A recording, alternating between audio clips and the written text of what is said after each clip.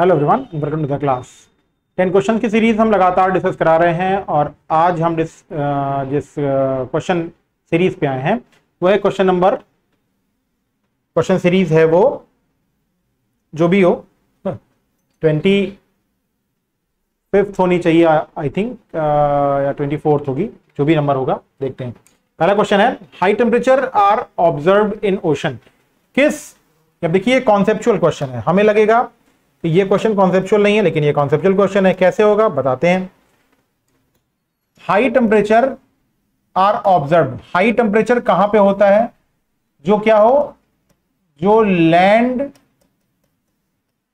Mostly covered हो, मतलब जो स्थल से ज्यादातर घिरा हुआ हो, या कैसा हो, नैरो हो, या कैसा हो, ट्रॉपिक्स में हो। तो नैरो हो, लैंड कवर्ड हो, ट्रॉपिक्स में हो, ऐसे ओशन या ऐसे सी में टेम्परेचर ऑलमोस्ट ज्यादा होता है। तो इन सब में अटलांटिक ओशन जो है उसका टेम्परेचर क्या है, सबसे ज्यादा है। दूसरी इंपॉर्टेंट बात कि जो एवरेज टेम्परेचर है सभी ओशंस का वो 17 डिग्री सेल्सियस है, 17.2। नॉर्दर्न हेमिस्फीयर में 19 डिग्री सेल्सियस है, राउंड फिगर में याद रखते हैं। यहां पे 16 डिग्री सेल्सियस है और इक्वेटर पे 26 डिग्री सेल्सियस है। ये सिर्फ ऐसा ही नहीं है, ये राउंड फिगर है, मैंने इसलिए बताया क्योंकि कई सारे एस्पिरेंट ये कहते हैं कि सर ये पॉइंट वाला याद होगा कि नहीं होगा। ठीक है, तो ये हमेशा याद रखिएगा कि जब भी कभी आपको कोई टॉपिक याद करना हो तो किसी टॉपिक को याद करते समय दो चीजें ध्यान रखिए। पहला तो बेसिकली आप उसके राउंड फिगर को ध्यान रखिए। ठीक है, कई बार हम राउंड फिगर ध्यान में नहीं रखते हैं। तो ये क्या है, 17.2 degree Celsius, 19.4 degree Celsius, 16.1 degree Celsius और इक्वेटर यानी भूमध्य रेखा पर। कई बार हम टोटल में और भूमध्य रेखा में कंफ्यूज हो जाते हैं, तो कंफ्यूज बिल्कुल नहीं भी होना है कि इक्वेटर पे सबसे ज्यादा है 26.6 डिग्री सेल्सियस। क्लियर? अब इस कंपेयर में सबसे जो लैंडलॉक्ड है वो कौन है? Atlantic Ocean. Next, which of the following current is called, which of the following current is called as black current. Black current कौन कहलाता है? कोई ना कोई तो होगा। अटलांटिक ओशन का जो टेम्परेचर है वो 20 डिग्री सेल्सियस या 68 फॉरेनहाइट है। ठीक है, पैसिफिक ओशन में 17 डिग्री सेल्सियस और लगभग इतना ही इंडियन ओशन में भी है, 17 डिग्री से के थोड़ा सा आसपास। तो यानी अगर फॉरेनहाइट में देखेंगे तो पैसिफिक ओशन थोड़ा सा ज्यादा है और इंडियन ओशन कम है। आर्कटिक ओशन में 0 डिग्री से कम टेम्परेचर रिकॉर्ड किया जाता है, -1.8 डिग्री सेल्सियस सरफेस का temperature. Which of the following current is called the black currant of the Japanese people. Japanese people के आसपास कौन सी करंट होगी?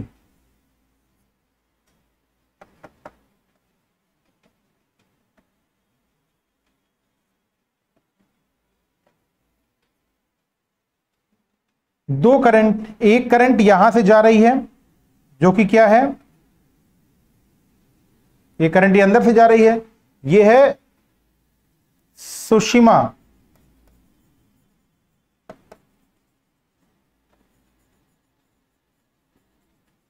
करंट, या यही जो करंट है वो क्या है, सुशिमा करंट है, या यही करंट जिसे हम जापान करंट भी कहते हैं, ये जापान से जाती है। दूसरी एक यहां से करंट जाती है जिसे हम कहते हैं क्यूरोशिवो। ये जो क्यूरोशिवो करंट है ना, ये क्यूरोशिवो करंट कोबाल्ट इसमें ज्यादा है, यहां पर कोबाल्ट ज्यादा होता है और इसका जो कलर होता है वो डार्क ब्लू कलर होता है, गहरा नीला। और गहरा नीला क्यों है? क्योंकि वहां में कोबाल्ट है। जब कोबाल्ट उसमें ज्यादा होगा तो ये क्या होगा, डार्क ब्लू। जब भी यहां पे ये करंट आएगी, that's why it is called black current by the Japanese people. Got it?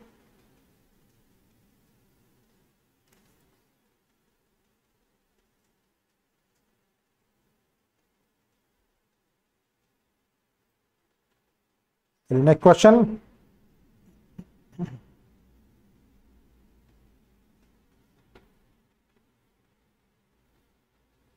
Which of the following current is not a current of Atlantic Ocean? कौन अटलांटिक ओशन की करंट नहीं है? अटलांटिक ओशन का एक छोटा सा figure बनाते हैं।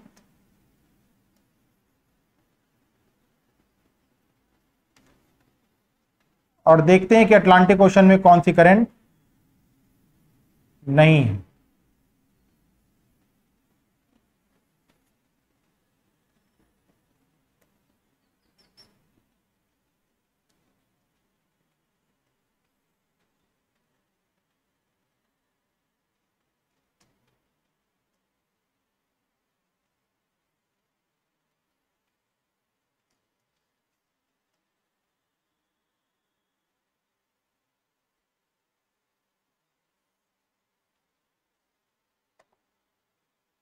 ये है 0 डिग्री। अटलांटिक ओशन में कौन कौन सी करंट होगी? North Equatorial, Caribbean, Florida, Antilles, Gulf Stream, North Atlantic Drift, Labrador,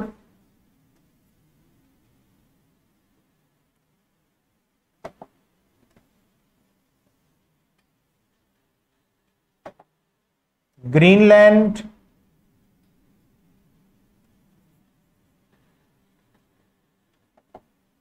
इर्मिंगर, Rennell, Canary, South Atlantic, Equatorial, Brazil, Falkland, Benguela. अब क्वेश्चन क्या कह रहा है? गल्फ स्ट्रीम, बिल्कुल ये है गल्फ स्ट्रीम। कनारी, बिल्कुल ये है कनारी। बेंगुला, बल्कि ये है बेंगुला। क्यूरोशिवो, ये कहां पे है? ये पैसिफिक। और कहां पे? North western Pacific Ocean. Next, corals are found in India. ये है इंडिया का रीजन।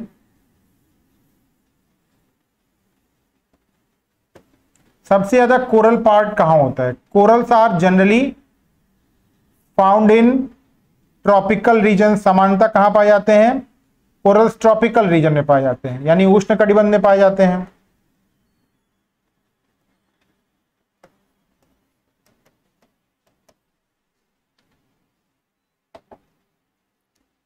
इंडिया में कोरल्स सबसे ज्यादा एप्रोप्रिएटली कहां मिलते हैं? अंडमान एंड निकोबार में और गल्फ ऑफ मन्नार में। फर्स्ट नंबर पे अंडमान एंड निकोबार में, सेकंड नंबर पे मन्नार की खाड़ी में। तो अंडमान निकोबार आइलैंड में सबसे ज्यादा इंडिया में कोरल्स पाए जाते हैं। नंबर 2 पे, तो नंबर 1 पे यहां भी मिलेंगे, नंबर 2 पे गल्फ ऑफ मन्नार, लेकिन राइट आंसर होगा Andaman and Nicobar island.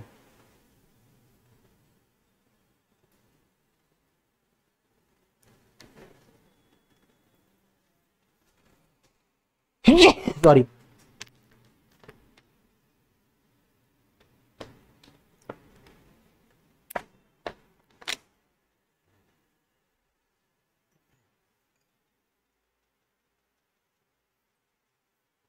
Next, who studied ocean deposit for the first time? John मरे। जॉन मरे ने 2 इंपॉर्टेंट इनिशिएटिव्स थे, जिनमें चैलेंजर इनिशिएटिव बहुत इंपॉर्टेंट था। जॉन मरे और जेटी जेनकिंस, जॉन मरे के साथ जेटी जेनकिंस भी थे, जिन्होंने चैलेंजर अभियान जब आया 1870s के डिकेड में, तो इन्होंने डिपॉजिट्स की स्टडी की। दैट्स वाई जॉन मरे इज वेरी इंपॉर्टेंट। अब डार्विन के बारे में 1859 में इनकी बुक आती है क्या, ओरिजिन ऑफ स्पीशीज, जो कि क्लासिकल पीरियड के एंड होने वाले ईयर में आती है। जियोलॉजी ऑफ साउथ अमेरिका भी इनकी एक बुक है, डार्विन की बुक है जियोलॉजी ऑफ साउथ अमेरिका।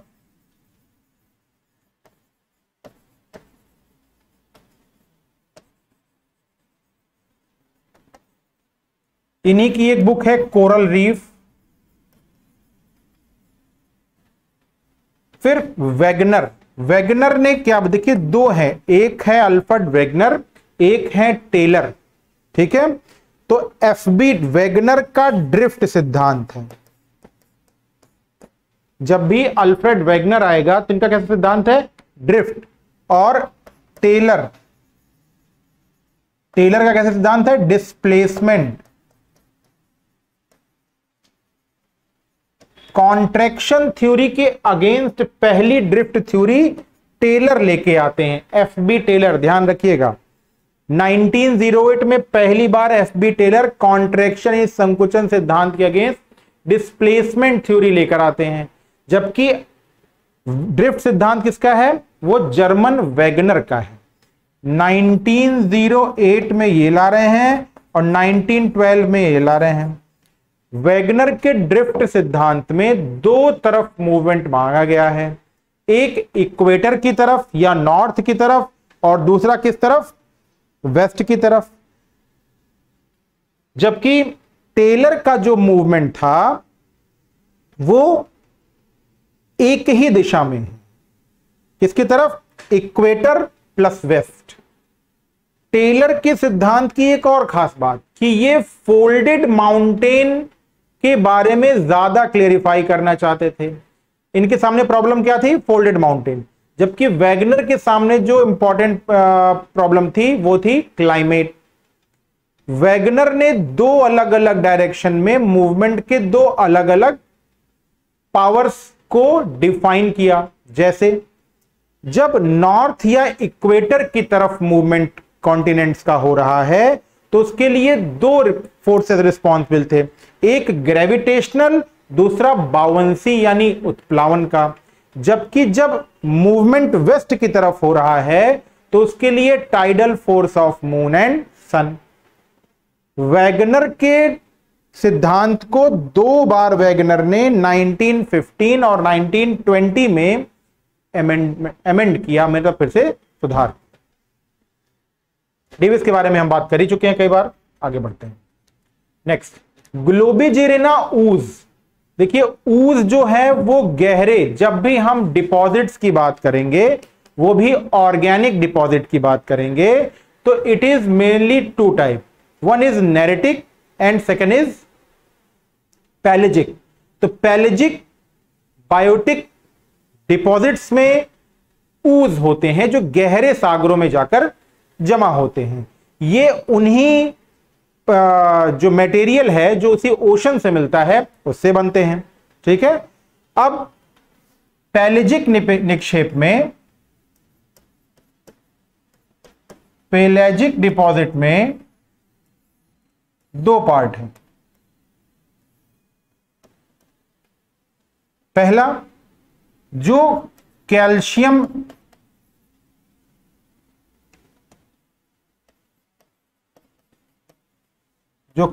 से हो और दूसरा जो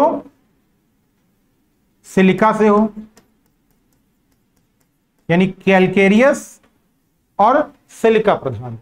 कैलकेरियस में दो अलग अलग टाइप, कौन कौन सा, एक ग्लोबिजेरिना और दूसरा, दो हैं, एक ग्लोबिजेरिना और दूसरा टी फॉर टेरोपॉड। तो टेरोपॉड और ग्लोबिजेरिना, इसी के बारे में पूछ रहा है क्वेश्चन, अभी आगे बात करेंगे। सिलिका टाइप का जो ऊज होता है वो दो तरह के हैं, एक डाइटम, दूसरा रेडियोलेरियम।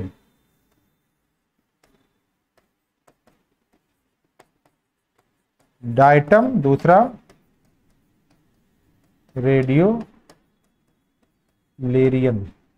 डीपेस्ट पार्ट में रेडियोलेरियम पाया जाता है 2000 टू 5000 फैदम की डेप्थ पे।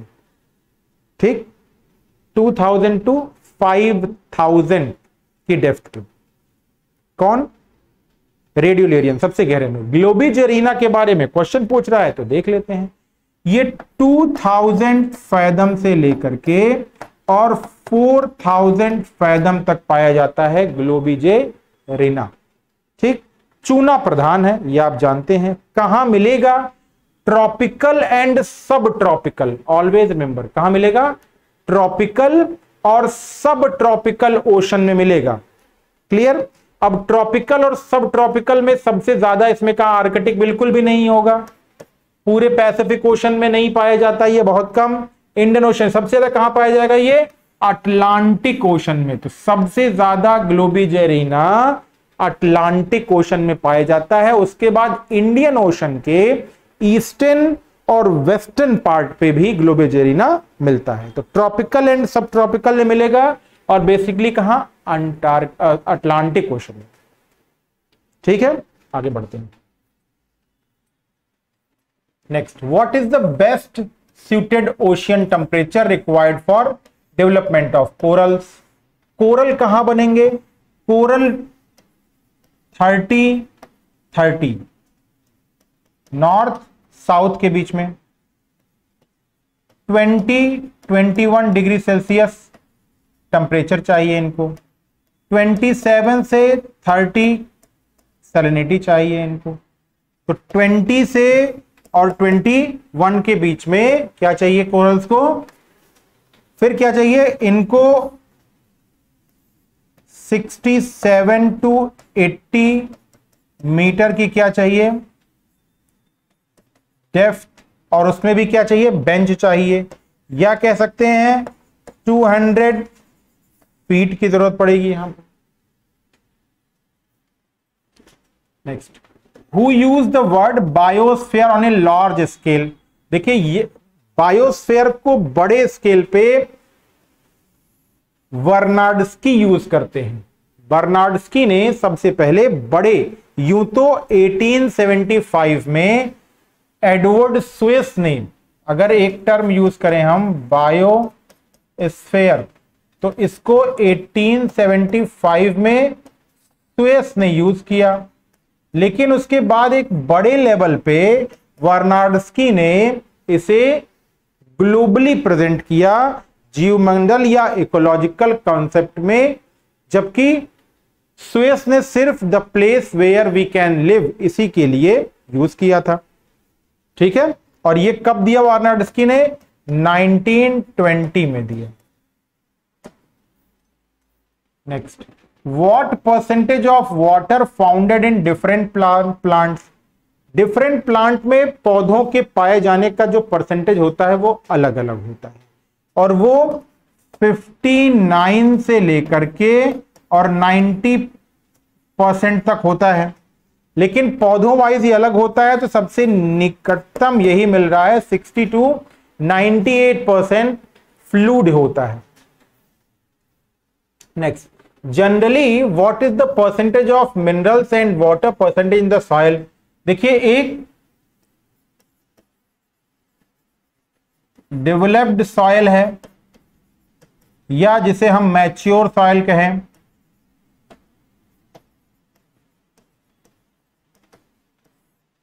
डेवलप्ड सॉइल या मैच्योर सॉइल में नंबर 1 पे क्या मिलेगा? Soil air 25%, soil water 25%, mineral 45%, humus 5%। अब क्वेश्चन आपसे क्या पूछ रहा है? मिनरल्स, तो मिनरल्स यहां पे 25 मिनरल्स एंड वाटर, तो वाटर 25% हो गया और मिनरल 40% हो गया। कभी कभी ये कम होता है तो ह्यूमस की मात्रा थोड़ी सी इंक्रीज होती है, तो नियर आंसर जो है वो ये है। क्लियर? चलिए 10 क्वेश्चन हो गए आज के इस क्लास में, नेक्स्ट 10 क्वेश्चन दूसरे क्लास में। Good bye.